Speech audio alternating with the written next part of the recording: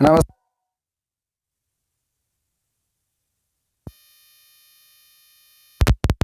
पढ़ा था तुलसी की उन 12 प्रामाणिक रचनाओं की महत्वपूर्ण जानकारी जो परीक्षा की दृष्टि से काफ़ी महत्वपूर्ण है। हिंदी साहित्य के इतिहास में मैं आर गौड़ व्याख्याता हिंदी आपके समक्ष इस बार लेकर के आया हूँ तुलसी की रचनाओं और तुलसी से जुड़े हुए अन्य तथ्य। अक्सर परीक्षा में पूछा जाता है कि तुलसी के कौन कौन सी जो 12 रचनाएं उनमें से कौन कौन से उनकी रचनाएं जो खंड काव्य है, कौन सी ऐसी रचनाएं हैं जिनमें 7 कांड है, किन में अवधि भाषा का प्रयोग है। तो आइए देखते हैं बारी बारी से। तुलसी के खंड काव्य। तुलसी के खंड काव्य 3 हैं।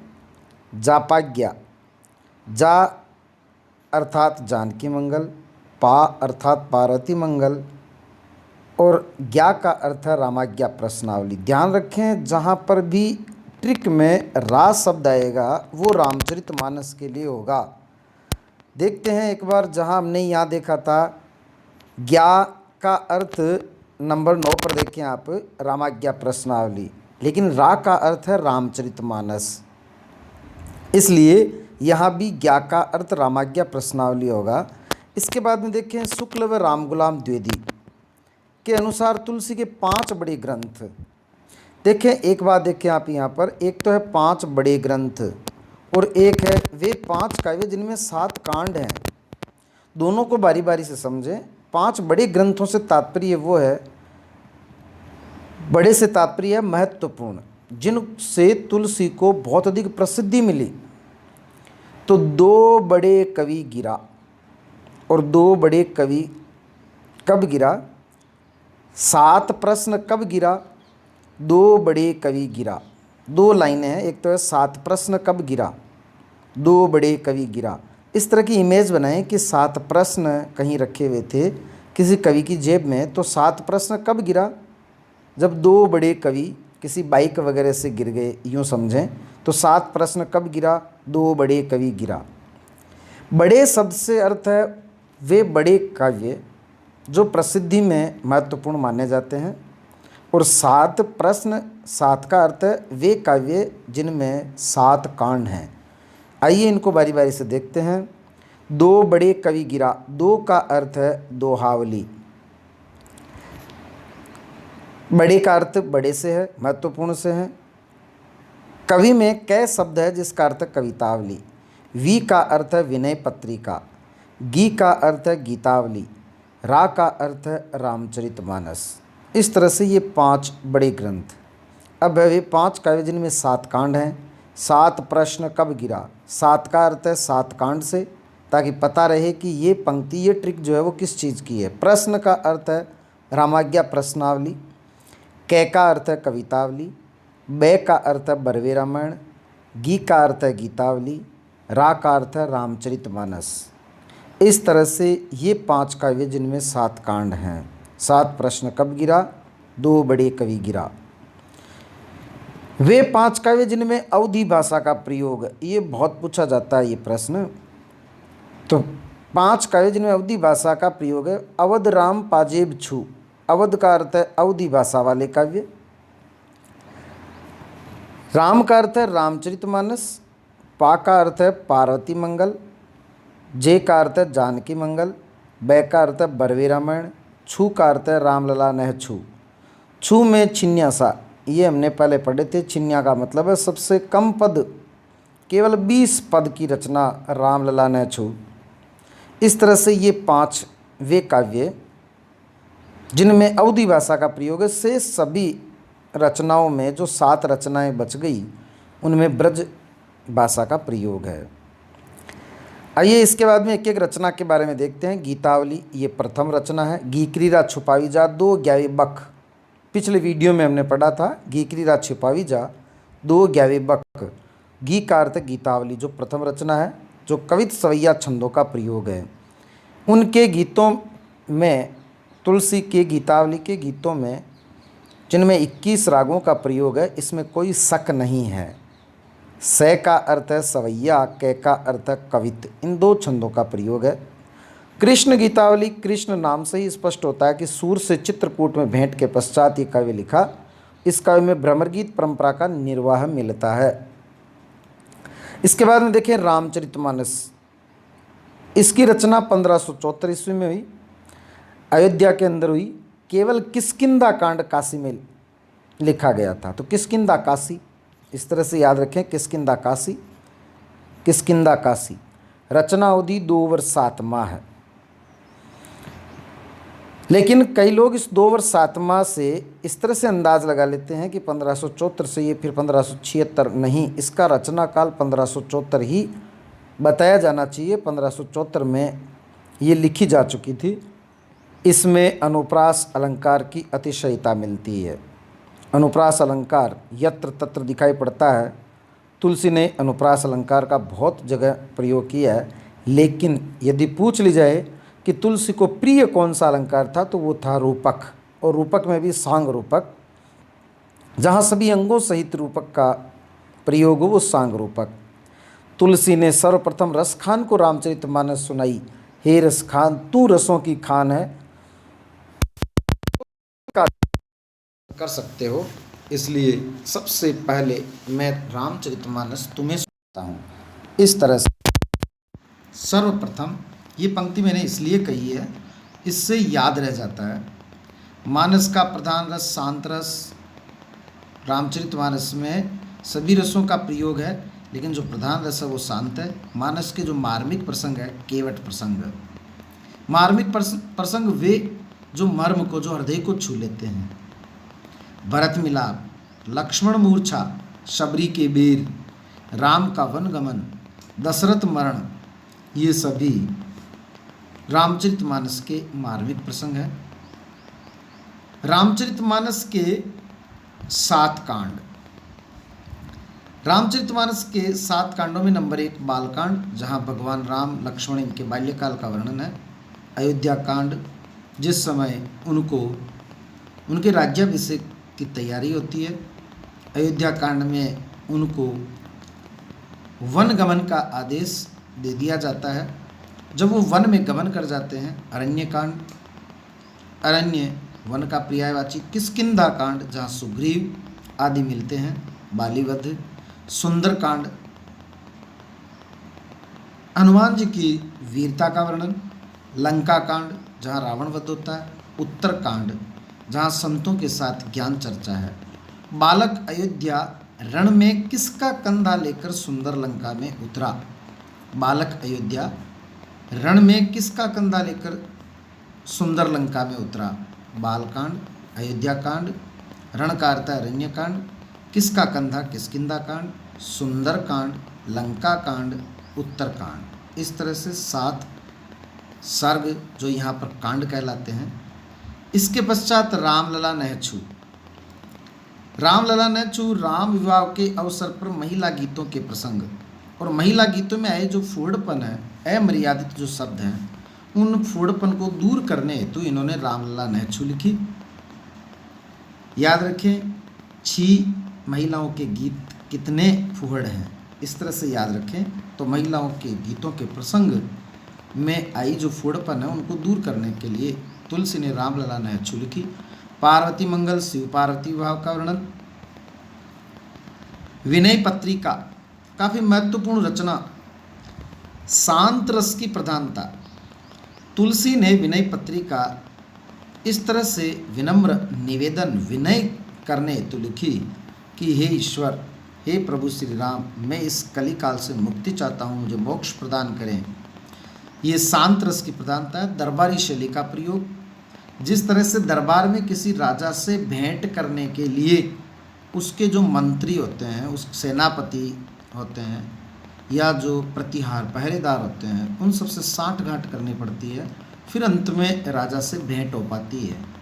उसी तरह से प्रभु श्री राम के पास अपनी पाती, अपनी विनय पहुंचाने के लिए वो हनुमान, भरत, लक्ष्मण, माता सीता, उन सब का सहारा लेते हैं। उन्हीं के माध्यम से प्रभु श्री राम तक अपना संदेश भेजते हैं, जिसे दरबारी शैली कहा गया है। कली काल से मुक्ति चाहने के उद्देश्य से लिखी गई ये रचना एक पंक्ति अक्सर कही जाती है, यदि तुलसी के राम को जानना है तो रामचरितमानस पढ़ें।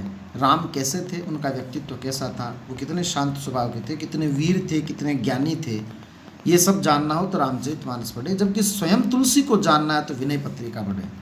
तुलसी कितने सात्विक प्रवृत्ति के थे, प्रभु श्री राम के प्रति कितना अगाध उनमें प्रेम था, ये सब उनकी एकनिष्ठता, समर्पण, ये सब जानना हो तो विनय पत्रिका को पढ़ें, जिससे तुलसी का एक व्यक्तित्व उभर करके आता है।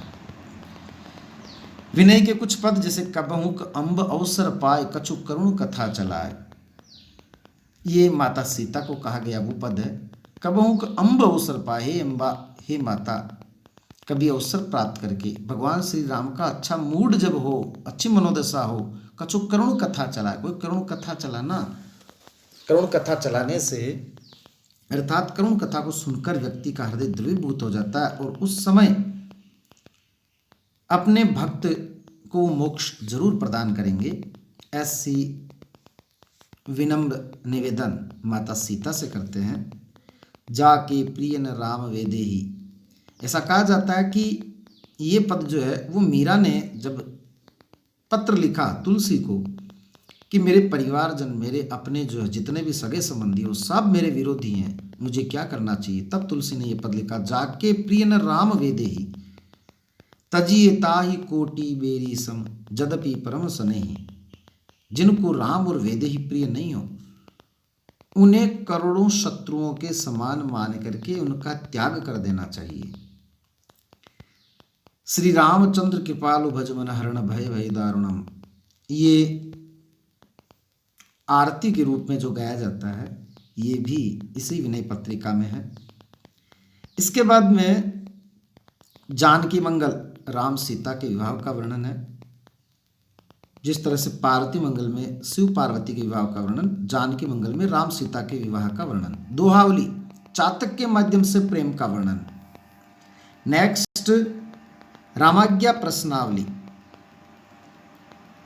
पंडित गंगाराम ज्योतिष के आग्रह पर लिखी, इसे दोहावली रामायण भी कहा जाता है। वेरी इंपॉर्टेंट, दोहावली रामायण न तो बरवे रामायण को कहा जाता है और न दोहावली को कहा जाता है। दोहावली रामायण रामाज्ञा प्रश्नावली को कहा जाता है, जो पंडित गंगाराम ज्योतिष के आग्रह पर लिखी, ऐसा कहा जाता है। रामाज्ञा प्रश्नावली में अपने अभिष्ट प्रश्न को जानने का ये बहुत अच्छा ज्योतिष ग्रंथ माना जा सकता है। अपने मन में प्रश्न करें कि मैं इस कार्य में सफल हो पाऊंगा या नहीं हो पाऊंगा, मुझे ये कार्य करना चाहिए या नहीं करना चाहिए, और फिर आंख मूंद करके और किसी एक वर्ण पर जो अपनी उंगली रखते हैं उसके प्रत्येक 9वें वर्ण को गिन करके और एक चौपाई बनती है, उसके अर्थ को देखें। ये रामचरितमानस में इसका छोटा अंश भी विद्यमान है। वैराग्य संदीपनी, जहाँ विरक्ति का वर्णन है। बरवे रामायण रहीम के आग्रह पर लिखी, क्योंकि रहीम का प्रिय छंद था बरवे, और उन्हीं के आग्रह पर बरवे रामायण लिखी गई। कवितावली, यह इनकी अंतिम रचना मानी जाती है। तुलसी के जीवन से जुड़े तथ्य कवितावली में देखे जा सकते हैं। इसमें वर्णित लंका दहन का दृश्य पढ़कर ऐसा लगता है, ये प्रश्न खूब पूछा जाता है। तो कवितावली में वर्णित लंका दहन का दृश्य पढ़कर ऐसा लगता है, क्योंकि कवितावली में भी लंका दहन है, मानो तुलसी ने अपने जीवन में भयंकर आग देखी हो। इसमें प्रधान रस वीर व रौद्र है। नाभादास, इसके बाद में कवि, राम कबीरा आई तू ना कैसे हृदय में प्राण हटेला, तो तू के बाद में है नाभादास, जिन्होंने भक्तमाल लिखी थी और भक्तमाल परंपरा का सूत्रपात किया। इनके द्वारा लिखी गई अष्टयाम रचना भी है। आठों याम अनार दे, यदि पिछला वीडियो आपने देखा तो उसमें नाभादास ने भी अष्टयाम लिखी है। देव का अर्थ देव, आठों याम अनार दे, एकार्थ अग्रदास, नाकार्थ नाभादास, रेकार्थ रसखान व नाकार्थ नाभादास।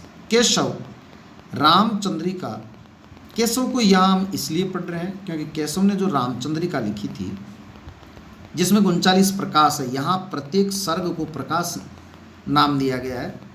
ये रामचंद्रिका जिसमें प्रभु श्री राम से संबंधित वर्णन है, इसलिए राम भक्त कवि के रूप में यहाँ भी पढ़े जाते हैं, रीतिकाल में भी पढ़े जाते हैं। इसकी भाषा ब्रज व कथन का आधार वाल्मीकि रामायण है। वेरी वेरी इंपॉर्टेंट प्रश्न। केशव की रामचंद्रिका के कथानक का आधार है वाल्मीकि रामायण। इसकी संवाद योजना प्रसिद्ध है। किस तरह से, पिछली बार कक्षा 12 में रावणांगद संवाद भी था, तो इसकी संवाद योजना काफी प्रसिद्ध है।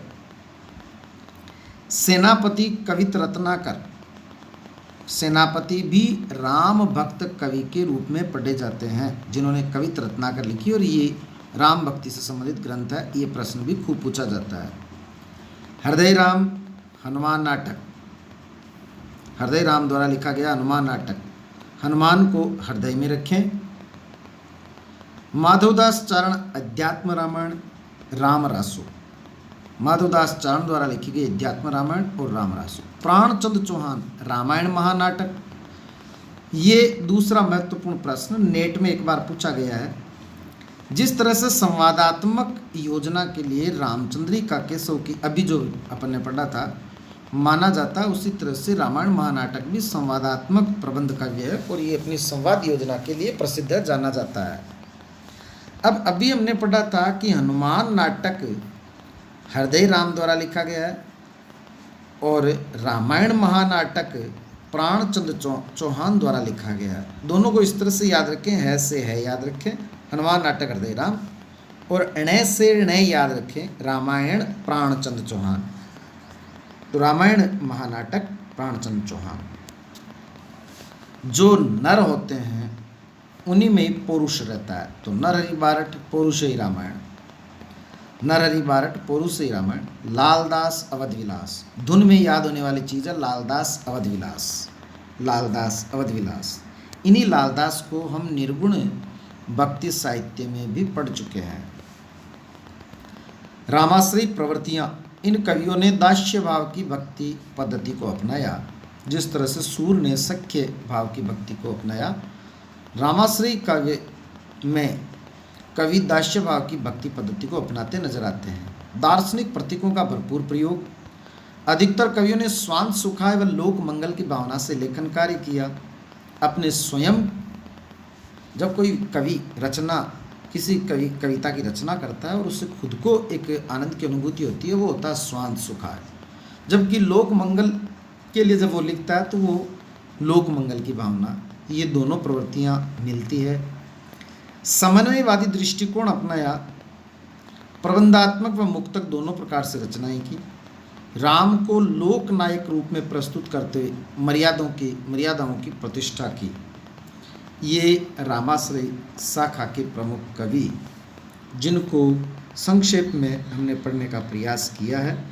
इसके बाद में हम पढ़ेंगे कृष्ण काव्य, जहाँ यदि आपने हमारे चैनल को अभी तक सब्सक्राइब नहीं किया तो सब्सक्राइब करें। कई लोग कहते हैं हमारे पास नोटिफिकेशन नहीं आता है, तो सब्सक्राइब वाले बटन के पास बेल आइकन ज़रूर दबाएं।